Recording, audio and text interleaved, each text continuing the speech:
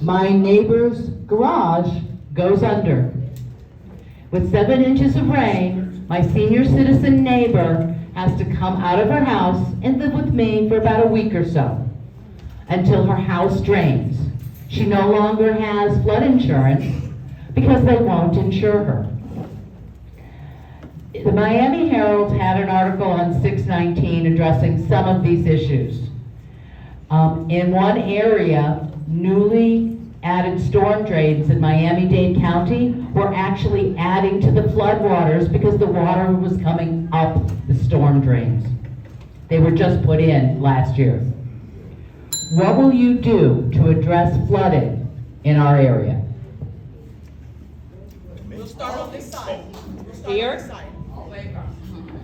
When people are talking about housing as one of the most priority in District 2, I said no, we need infrastructure improvements, especially with the passage of the infrastructure bill at the federal level. There's plenty of money at the county level for infrastructure and addressing flood.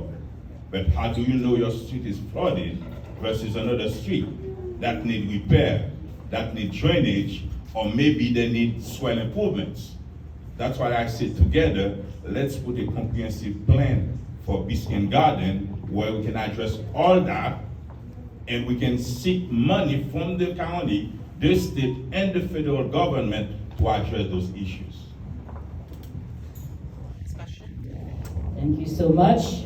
So, flooding is a big problem. It is. I see it whenever it rains 3 days straight. I cannot come out of my streets, and I live in Biscayne Gardens. Can you live in your house? I can stay in the house, but sometimes I cannot get out because the water, the streets are flooded. So it is a big problem. Just like lightning is also a big problem. So we are lucky because we have the American Rescue Plan. There are a lot of money. There will be a lot of money for us to invest in our infrastructure and solve this flooding problem once and for all.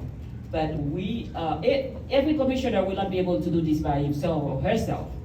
You will need to get together with the other commissioners, work on a plan, and I agree with the mayor on that. Get a comprehensive plan. First, we need an assessment, guys. We need an assessment, then develop a plan and use all the money from the American Rescue Plans to solve the flooding problems once and for all, because we need this. Thank you.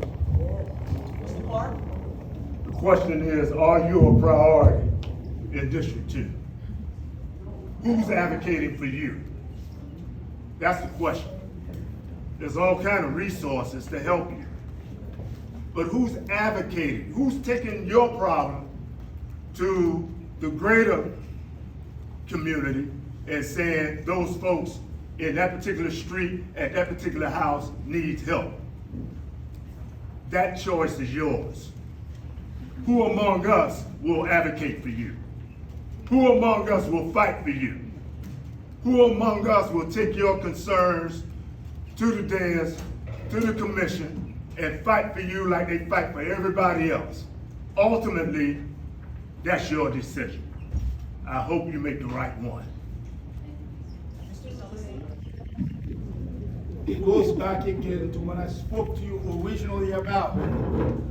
This is about knowledge.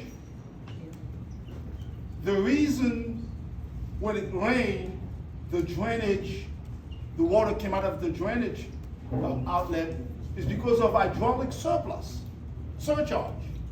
Hydraulic surcharge, it's the reason why the water would come out. You have 3 feet. After 3 feet, you end up with water right here. The water has to percolate into the ground. The water table is too low.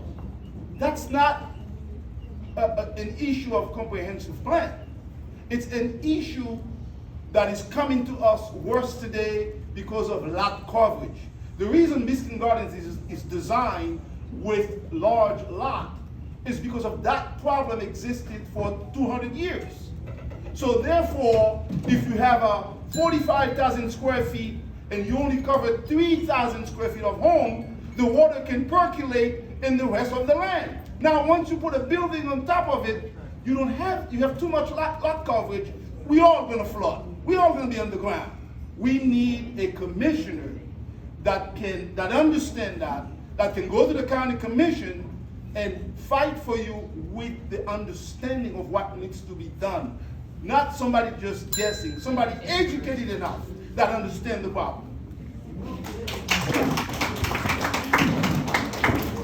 I think everybody would agree there was a resiliency study already done. There's already a plan to try to fix this. I think there's got to be a will by the county commissioner to execute that plan. Now, if they solved the problem, or they made it better, or they made improvements in Sweetwater, something tells me that we could do the same thing right here in Biscayne Gardens. Pepe Diaz went, he fought, got the funding, got the allocation, don't go by what I say, do your research yourself.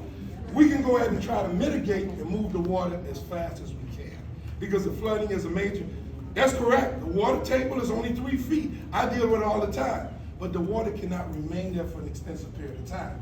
So part of what we need to do is go ahead and get the engineers and go ahead and move that water as fast as possible. One of the things I saw, and I'll leave with this, it takes them forever to get rid of the water, to move the water. I saw pumps in District 2, they're taking them a week to move the water. There's something wrong with that. We've got to go ahead as a government, do a better job than that, and we've got to do it for our residents in Biscayne Gardens.